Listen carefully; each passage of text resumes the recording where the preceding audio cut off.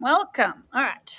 My name is Brooke, and I am going to show you around my farm, show you a couple of projects that I've got going. I'm just putting my shoes on.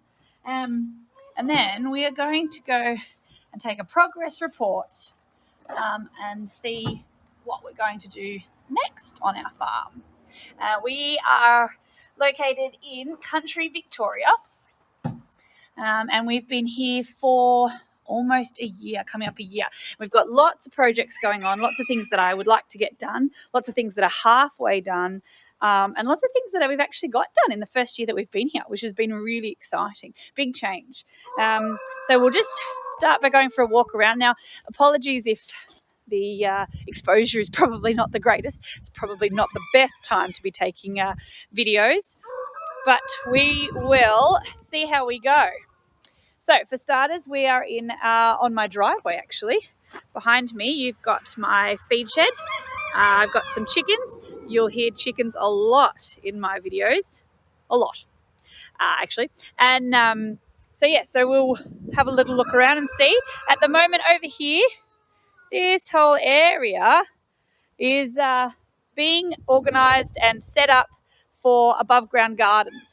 I prefer above ground gardens so far in all my experience that I've had with my gardening, because long-term wise I'll be able to use it and maintain the gardens a bit easier than in-ground gardens. I find bedding down and getting to them can be quite tricky, and I'd like them to be here for quite some time. I'd really envision having lots going on in here, lots of arches because I love those.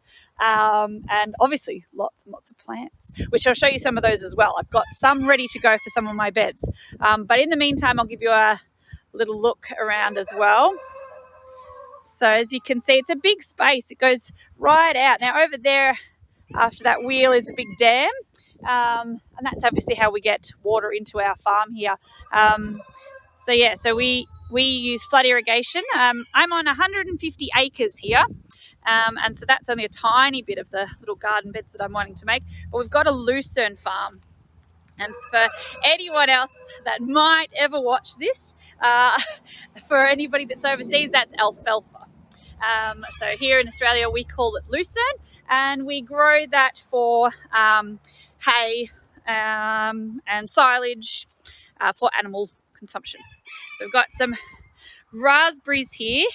Now, this is my first year of doing raspberries, so I had to try and work out, and there's my house behind me, and I had to work out how to do the floricanes and all that sort of stuff. So I'm not very practiced in maintaining raspberries just yet, but we're going to get there.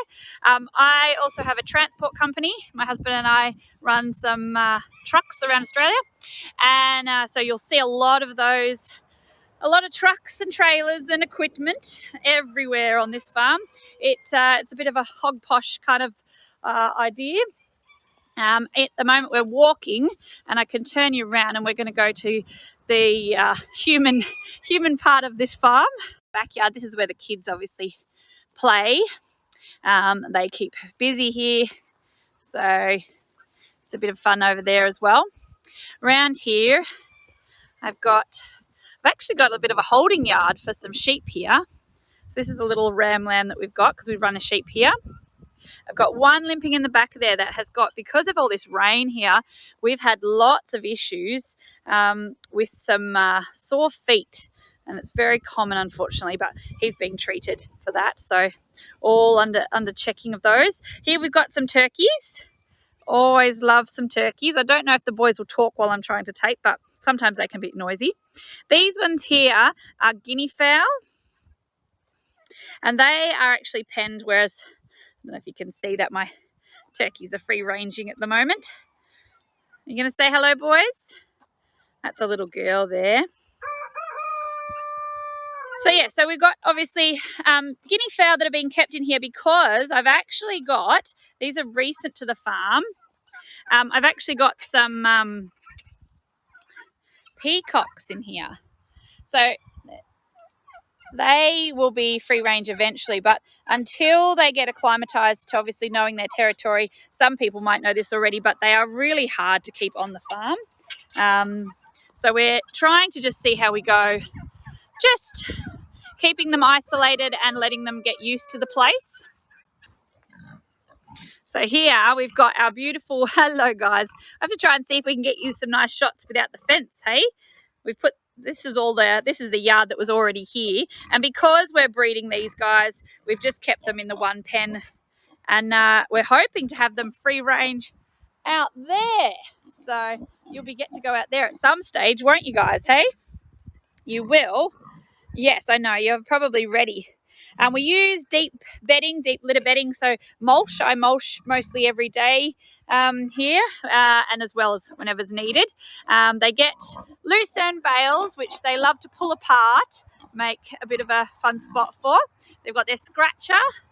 They've got their big water trough. We just put nipples on that one, so just easier for them to drink out of. At the moment, that's not automatically set up. The chickens, the turkeys, and all the other animals are actually set up on automatic waters. But it's one of the things that we haven't had a chance to do is set up the lines here for the pigs. So not a bad setup. So we've got lots of shade options as well as their wallow under some nice shade here. And they actually have all of this shed. Now it's hard to capture the whole shed itself, but we can go around the other side. We've got this here is one of our aviaries, and it's actually a Indian ring neck. See if I can see her in the background there. Don't know if it'll focus very well because I am just using my camera to make these at the moment. But yeah, so the shed comes all the way up to the end here, and so it makes it nice place for these guys to hang out. And there's mud all on the fence here. Look at this. What are we doing? So this is Hermione. This is our sow. And hopefully, wouldn't that be fun? Wouldn't that be fun if you had some piglets? You're going to try and nibble my fingers, aren't you? And this over here is our boar. Oh, he's going to come and say hello. Hello. Are you going to say hello, big man? It's hard through these fences, isn't it? We'll have to get rid of the fences. Yes. Hello, darling. So they are fed all the scraps that I can get. Generally, I get these from the produce stores and things like that. And then I also feed them any of our leftover things. Obviously, in Australia, we have to be careful what we feed them. So it all has to be sort of anything that's been processed. You can't feed them because you don't know where that's gone or what it's touched, and we're very careful about our biosecurity here. So anything that is fruit or veg that I can get off my own land that I've grown, I definitely feed them that whenever I can. And to supplement them, to make sure that it keeps some weight, I actually have some grain there that I feed them occasionally, and that's just to make sure that during winter time they're still kept their full tummies full. And because obviously we want to breed our sow, we want to make sure that she's definitely up to the challenge of having all of those and farrowing when she needs to. So, but yeah, that's so far that's the pigs that we need to do, and we'll go get some food for them in a minute. Are you guys coming to say hello? You say hi. Look at all this water that we've got. Hey? Oh, this is a... Are you going to say hello?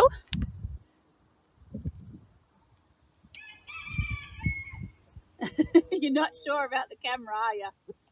Hey?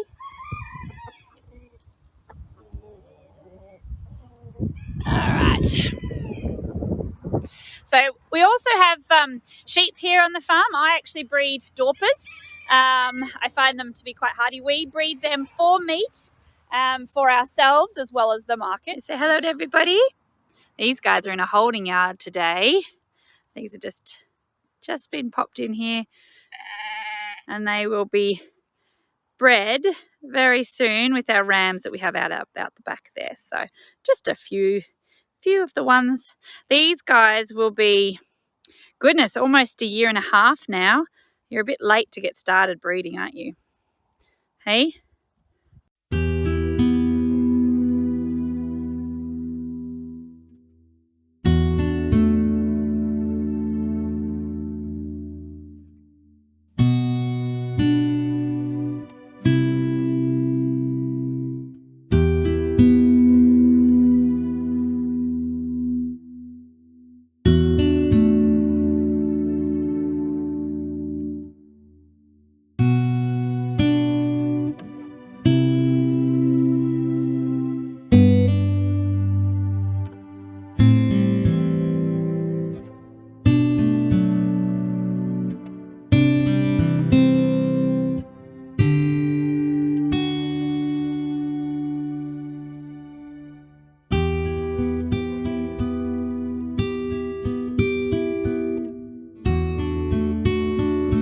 so we've checked the sheep now, and obviously having some little babies is always fun. I think I've got, I want to say, another 13 to lamb.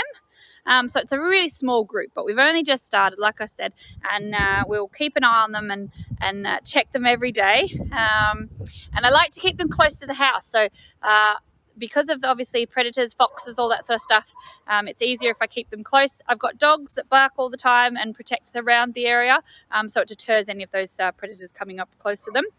So we can keep them all safe and keep all the mums happy while they're having to go through all of that.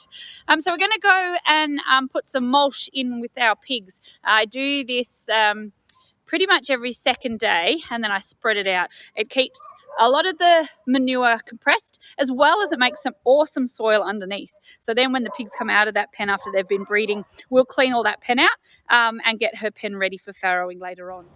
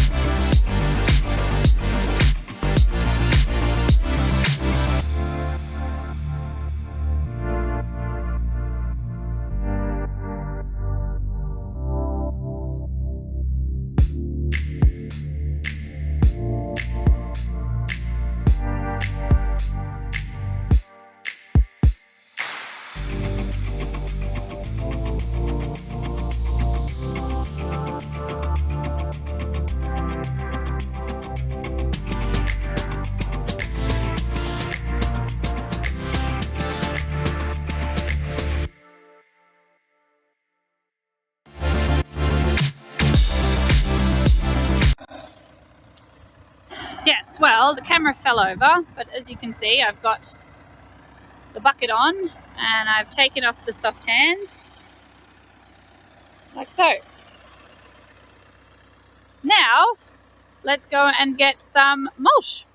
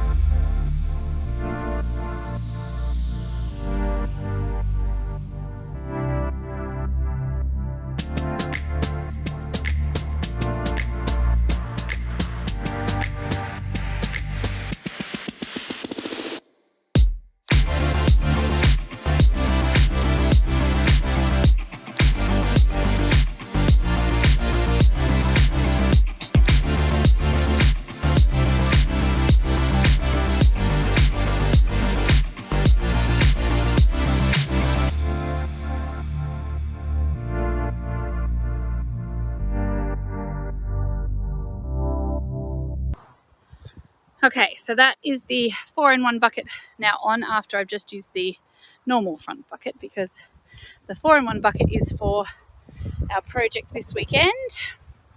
We're going to be doing some more efforts on making our garden beds. I did want to end this vlog video update with my seedlings.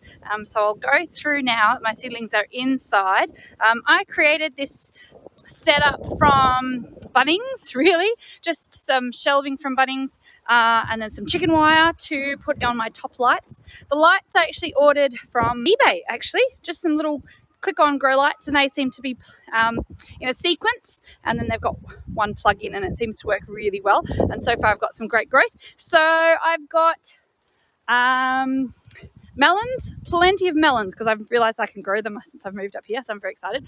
So I've got melons on the go, bit of other bits and pieces which I'll go through, and I think this week I might start potting up and putting some tomato seeds up and ready. So that should be fun. Oh, it's a bit bright there, so I'll come back in. Okay, welcome to my home.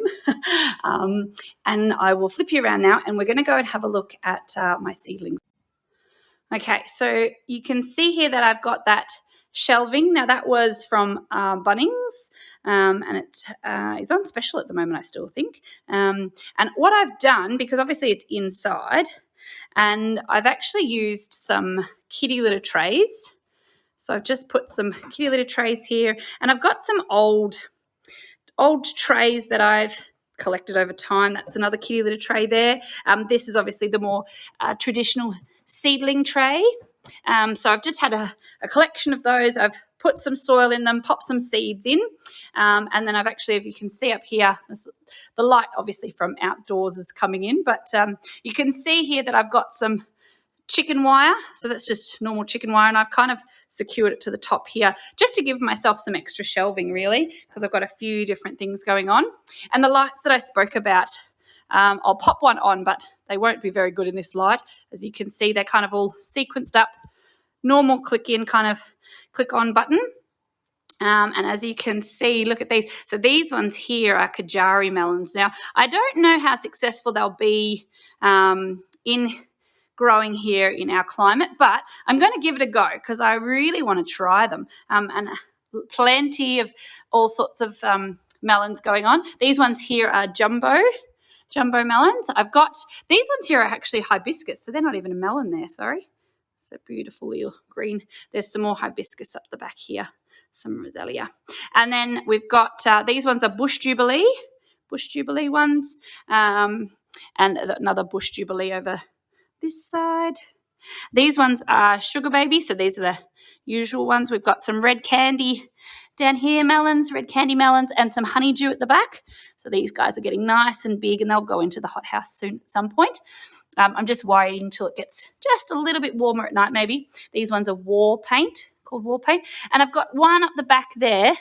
this one here, if you can see that on my camera, that's actually a Charleston. Some of these melons I haven't actually tried before, but I bought them online and thought, oh, I'll try them out and see how I go. These ones over here are planted a little bit later. This one's actually rhubarb, so crimson rhubarb, this one. And then I've got some more. These ones are golden honey. They're actually a watermelon rather than a honeydew, but so they're a yellow kind of melon there, which will be fun to try out. And obviously while the grow lights are on, we're feeding everybody else. Some of my indoor plants that needed a little bit of light over winter. This house doesn't get much lighting. So we're just our little tiny setup here. Excuse my cat. But yeah, it seems to work really well. And I just bottom water feed. So I just put obviously my water, fill it up in the bottom there, and it kind of keeps it feeding these pots. Some of these are individual little ones as well, little trays that I've kept as well over time. So these guys will all go out. They'll all go out to the hothouse. And then I'll put new trays in here and we'll start our tomatoes and some of our other things that we need to get into the garden quite soon, actually, because I need to get them up and going. But I didn't want to start them too early. You know, you never want to start them too early. So, but that's my collection. You've enjoyed watching all the fun things that I kind of do here on the farm. We've always got lots going on, and I'd be happy to make some more if people want to watch them. I'm going to make them anyway, actually. But hopefully I'll get better time with some better lighting, better sound, and just have some fun with it. I thought I would give it a go. So yes, thank you very much for watching and sticking all the way through. Enjoy the rest of your day. Bye-bye.